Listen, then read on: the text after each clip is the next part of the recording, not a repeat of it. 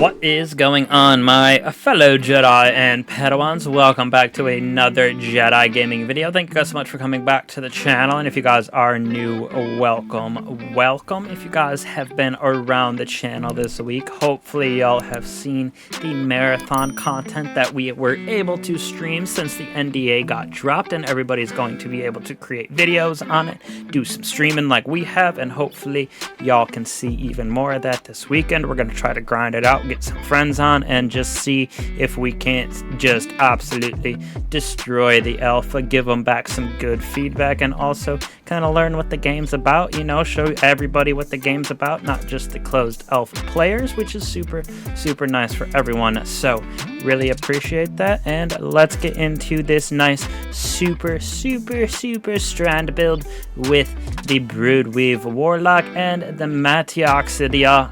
That's not how you say the chess piece, but we'll get into that in a second. So right here we got ourselves the Mataiodoxia, our exotic chess piece that we're going to be using. So targets damaged by our arcane needle emit a suspended detonation when they are defeated. Landing multiple arcane needles on the same target immediately triggers a larger, more damaging, or I should say more powerful detonation. So expends or suspends a lot of different enemies. Defeating those suspended targets grants us melee energy. Our melee can also stun barrier champions. So big things going on with this. You could see the synergy in the gameplay that we showed, how good this thing is pairing with this build. With the Warlock subclass here, of course, we got ourselves the Needle Storm. For me, I went with the Healing Rift. Burst Glide, you could go with whichever one you would like. I definitely got the Arcane Needle on because pairs perfectly, and it's our only melee, but this is going to help us with the exotic that we got on chess piece. Then we're going to be using the Shackle Grenade to help us to suspend targets, as well with the Wanderer. All those tangles that we're going to create, throwing them attaches and detonates into a suspending burst. Tangles create a suspending burst after a short delay, so super nice. If you throw them or shoot them, you're going to be able to suspend even more targets, which helps us with our Shackle Grenade. And then down here with our Fragments, it's going to help us to get back our Healing Rift, which we're going to be using that Weave Walker as well. So when we dodge in the air, we're going to consume melee energy with this build to gain damage resistance. It's super nice because it's very hard to die in this, if not impossible, unless you are just getting focused by everything in a GM, but it does drain our melee, which we are going to have 3 of these, but we're using this to also suspend because of our exotic chess piece. So little feedback loop between everything and our abilities, aspects, and our subclass. Now when we move on to our fragments, we got ourselves Thread of Continuity. So Suspend, Unravel, Sever is going to last longer, and we are going to have all 3 of those on this build very easily. Unravel on our weapons as well as with our melee, and then Suspend, of course, with our Shackle and our Tangles, and then we are going to have Sever as well with our Tangles, which you will see on our Tablet of Ruin. Thread of Propagation, those powered melee final blows grant us unraveling rounds for our weapons. So another way that we're going to get unraveling rounds, besides what you will see with picking up orbs and tangles on our artifact, that is going to be another way we're going to get unraveling. So basically always going to be having that up. Thread of Transmutation, well, we have Woven Mail. Final blows create even more of those tangles for us, so even more suspension because of the Wanderer with that, and you will see some pretty good synergy that we have on our Tablet of Ruin. And then picking up Orbs of Power is going to grant us that Woven Mail, which Woven Mail gives us some reduced incoming damage to non-precision damage, so helps us to stay alive even better in that endgame content. We got the Weave Walker to help us with that, as well as, of course, our Rift to stay in alive, everything in that aspect as well. So when we move on to our weapons that we are going to be using right here, we're going to be using the Call, the Lodestar, and the Hothead. These are pretty nice for the arc synergy that we got on our Tablet of Ruin. And then the Call right here, Slice, another way that we're going to get that Sever effect to take place. So when we look back right here inside of the the thread of continuity. That Sever gonna last even longer because of Slice and the Call. This is a very, very, very good weapon. Plus,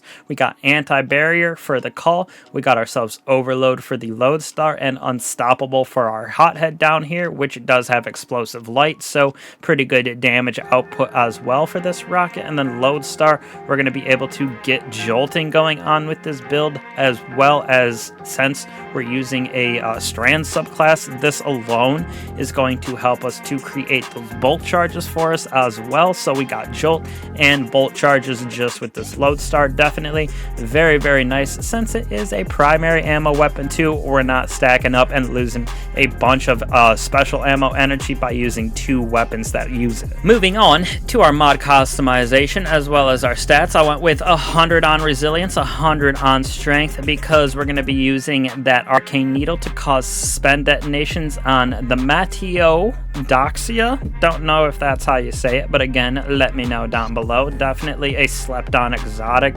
for endgame content, especially when we have some crazy strand synergy on our artifact like we do in episode Heresy here. But very good stat distribution in my personal opinion. I wish this like 1 resilience was up there, even though mobility doesn't matter on a Warlock. It just feels a little awkward having a 29 and then everything else is so clean, really, in my personal opinion, but I like what we got going on. So for this, we're going to be able to create a bunch of orbs of power with Arc Siphon as well as Strand Siphon and Reaper. So when we throw down our class ability, our next weapon final blow going to create orbs of power. So we're going to be using all of those orbs of power that we're going to create to have special finisher on. So when we have that armor charge by collecting orbs, when we finish combatants, we're going to be able to create special ammo for us. So the Call hopefully we'll never run out of ammo because of that. And on top of that, with a little internal feedback loop, we're going to have Absolution, Restoration, as well as Recuperation. So we're going to get health back when we pick up orbs. We're going to get our ability with the least amount of energy to get some of that back when we pick up orbs. And then Absolution, all of our abilities get some cooldown when we pick up orbs. So our melee, our grenade, as well as our rift, all coming back because of orbs of power. For this, we went through the Sunless Cell GM so you guys could see how effective it is, because definitely one of the harder ones, I would say, just because of how hard things hit, plus some of the spacing that we got, if you would call that. There's not many places to like hide, not many places to cheese damage from. You just got to be up there close and personal. So one of the reasons why suspend on this build is very, very good. But chess piece wise, really anything that you go into, if it's solar damage, you could go with solar. If it's arc, you could go with arc, etc. Just totally depends on the content you are going into. Last but certainly not least, with the positive feedback loop that we got, focusing strike, causing damage with those powered melees, going to give us back our rift. And then momentum transfer, impact induction, causing damage with melee, going to give us our grenade, causing damage with our grenade, going to give us melee. So all this just kind of feeds right back into the ability spam. Lots of suspend going on because of a bunch of different things. Now, last but not least, inside of our tablet of ruin right here, we got ourselves some juicy magoosey stuff with Unstoppable Rocket, Overload Trace Rifle, and that piercing sidearm. In the second column right here, we're going to have Unraveling Orbs. So every time we pick up an orb of power or tangles, our strand weapon is going to create even more unraveling rounds, which is the Call. So we're going to get Sever and Unraveling on that. Absolutely disgusting in my personal opinion.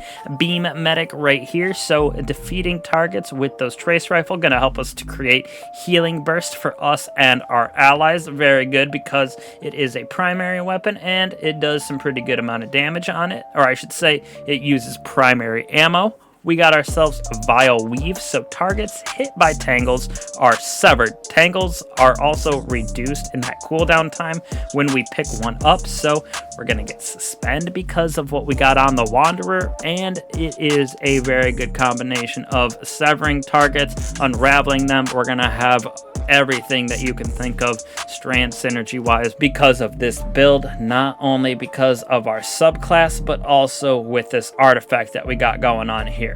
In this third column right here, the only one I went with was Dielectric. So defeating arc debuff targets grants us bolt charge, and because that lodestar is going to be able to jolt targets by itself, that's how we're going to stack up the bolt charge for us, even though we can get it from our fellow teammates as well.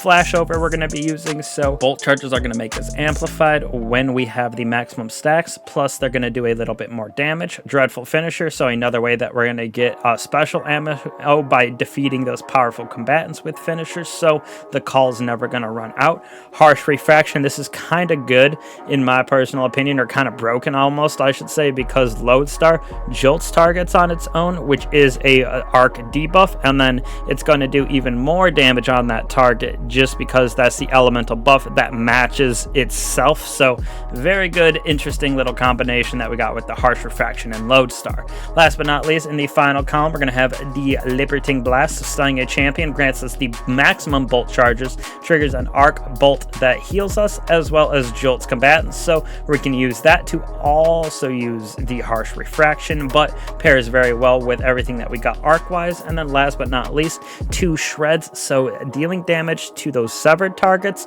unravels them. Defeating severed targets creates a hotspot of strand energy that gives us that woven mail to us and our nearby allies. So not only are we going to have woven mail because of our subclass, we're going to have woven mail because of 2 shreds, we're going to have sever and unravel because of this, as well as unraveling orbs and vile weave, plus everything that we got with our subclass, with our strand melee, with the suspend that we got in our shackle grenade and the wanderer, with our tangles, and then with our chest piece as well, creating all of that sever, unravel, explosions. We're going to be able to stun all the champions with this build very, very easily and create bolt charges, arc jolt going on. So it is a strand build with a little extra sugar on top, being able to get all that arc synergy as well. So a very fun build for y'all. I know that it is marathon week, so a lot of people are going to be focused on marathon content, which we do have some videos in the works, as well as the streams that we got coming up this weekend. Hopefully y'all saw what we did on Wednesday, got some good content going for that. But if you guys are into that, don't be afraid to like, subscribe, slap that bell, because you will get the notifications for all the builds that we put out every single time that we go live. You'll get a notification as well on YouTube. But really appreciate you guys as always coming back to the channel, checking out these builds, checking out the new content that we got. Hopefully marathon is a plethora of good things that we can do to show you guys what's coming out in September with the actual release of the game. Just remember that it is an alpha, so there's going to be a lot of things that change and improve for sure, so be on the lookout for all of that content. And again, really appreciate you guys. I will catch y'all in the next one. Peace.